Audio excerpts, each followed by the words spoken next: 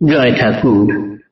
শ্রী শ্রী রামকৃষ্ণ পুঁথি চতুর্থ খণ্ডের অন্তর্গত ভক্তের ভজনা ও অধরের ঘরে মহোৎসব এই অধ্যায় থেকে আমাদের পাঠ চলছে। আজ আমরা এই অধ্যায়ের 10তম দিন পাঠ করব।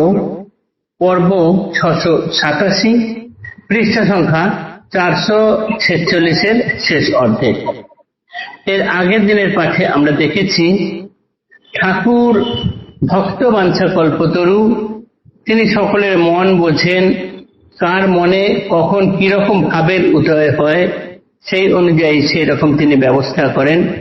আমরা দেখেছি কামারপুকুরের বৃদ্ধ ব্রাহ্মণী, যাকে আমরা গোপালের মা বলি, তিনি এক চিরকাল গঙ্গা তীরে বসবাসকারী বিধবা, বাল্য বিধবা। তিনি খুব আচারী জীবন যাপন করেন, সংসারীদের কাছ থেকে কোনো কিছু নেন না। অথচ যখন গোলাপের মা একটি শাড়ি দেন, তিনি সেটি সামনে নিলেন বটে, কিন্তু সংসারী ভেবে পরবর্তীকালে সেই শাড়িটি গোপনে অন্য একজনকে দিয়ে দেন। এইটি ঠাকুর জানতে পেরে ঠাকুরের খুব খারাপ লাগে। পরবর্তীকালে ঠাকুর আচরণে দেখিয়ে দিলেন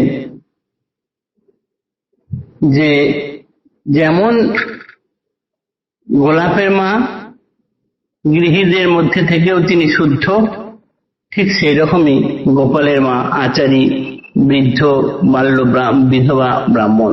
কেউ কোথাও পার্থক্য নেই আধ্যাত্মিকতার দিক থেকে। এটি দেখে তারপরে গোপালের মায়ের ভুল ভেঙেছিল, তখন তিনি গোলাপের মায়ের থালা থেকে প্রসাদ স্বরূপ খাবার গ্রহণ করেছেন এবং তাকে বলেছেন যে আমি তোমাকে সংসারী ভেবে ঘৃণা করেছি, আমাকে আমার অপরাধ মার্জনা করে দাও।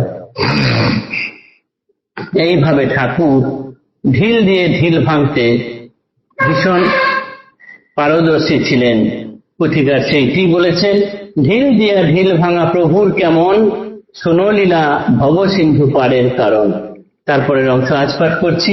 সন্ন্যাসী বলিলে মনে যেন হয় মন, ভস্য মাখা জটাধারী বাঘেরও আসন, ভিক্ষা বৃত্তি অতিথি সতত ভ্রাম্যমান, সীতা তপে বরিশায় কষ্ট অবিরাম, কুমার সন্ন্যাসী নামে গায়ে যাঁর পুঁথি, তাহাদের সঙ্গে নাই এসব প্রকৃতি, বালক বয়স সবে মা বাপের কোলে, সামান্য সরল সাদা যেমন সকলে, ভিতরেতে অলৌকিক ভাব বিপরীত, স্বভাবত প্রভু পদে অপার পীড়িত, না দেখিয়া প্রভু দেবে থাকিতে না পারে, মাঝে মাঝে আসে তাই দক্ষিণ শহরে, বিদ্যার্জন উদাসীন ক্রমে ক্রমে হয়, সে কারণে পিতা মাতা কত কটু পায়, প্রভুকেও কহে কটু আসিয়া নিকটে, ছেলে ধরা রীতি তাঁর অপবাদ রটে, আবাসে আটক কভু রাখে পুত্রগণে, কখনো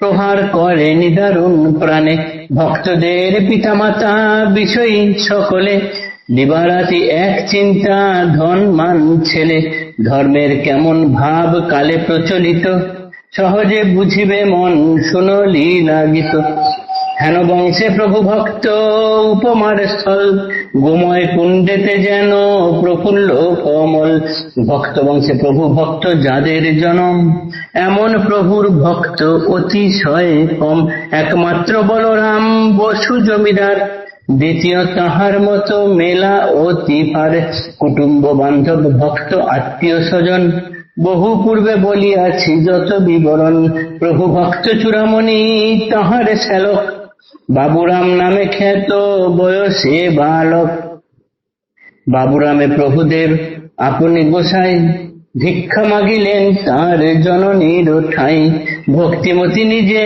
বুঝে ভক্তির মরম, নন্দনে আনন্দ মনে কইল সমর্পণ।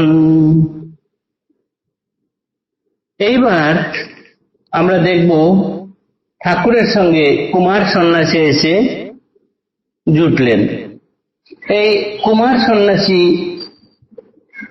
সন্ন্যাসী বলতে আমরা কিরকম বুঝি? জটা জুটোধারী, ভস্ম মাখা, বাঘের আসন পড়ে থাকবেন, ভিক্ষাবৃত্তি অবলম্বন করবেন, সততই এক স্থান থেকে অন্য স্থানে ভ্রাম্যমান থাকবেন, শীতে গ্রীষ্মে বর্ষায় অবিরাম কষ্ট পাবেন। কিন্তু এই কুমার সন্ন্যাসী তিনি এমন নন। তার সবেই বালক বয়স পার হয়েছে, এই মাত্র মা বাবার কোলে যেমন সরল সাদা সিধে ছেলে থাকে সেরকম ভাবেই বড় হয়েছে, কিন্তু তার ভিতরে যে এই অলৌকিক শক্তি আছে সেই জন্য তার ঠাকুরের প্রতি অগাধ টান। তিনি ঠাকুরকে না দেখে থাকতে পারেন না, তাই মাঝে মাঝে দক্ষিণেশ্বরে চলে আসেন। আর এই কারণেই পড়াশোনায় আস্তে আস্তে তার মন কমে যাচ্ছে। সেই জন্য বাড়ির লোকের নানান কটু কথা মাঝে মাঝে শুনতে হয়, এমনকি বাড়ির লোকেরা মাঝে মাঝে এসে ঠাকুরকেও নানান কটু কথা শুনিয়ে যান।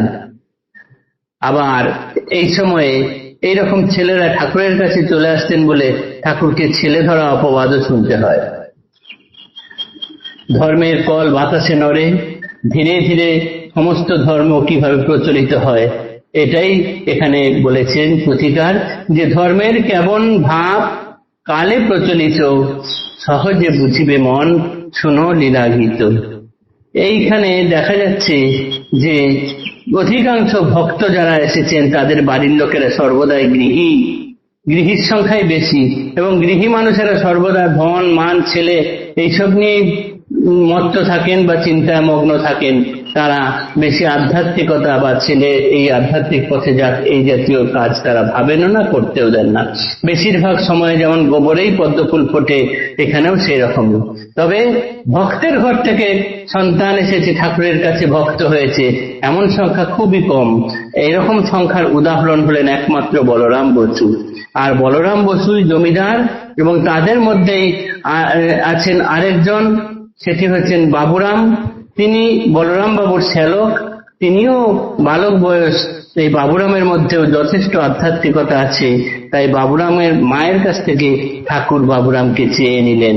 বাবুরামের মাও সেরকম একজন উচ্চ আধ্যাত্মিকতার মানুষ ছিলেন।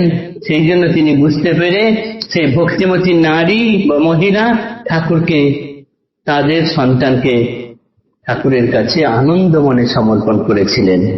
বাবুরামকে তিনি ঠাকুরের হাতে তুলে দিয়েছিলেন। আজকের পাঠ এতটুকুই থাকলো। আগামী দিনে এর পরের অংশ আবার পাঠ করব। জয় ঠাকুর, নমস্কার।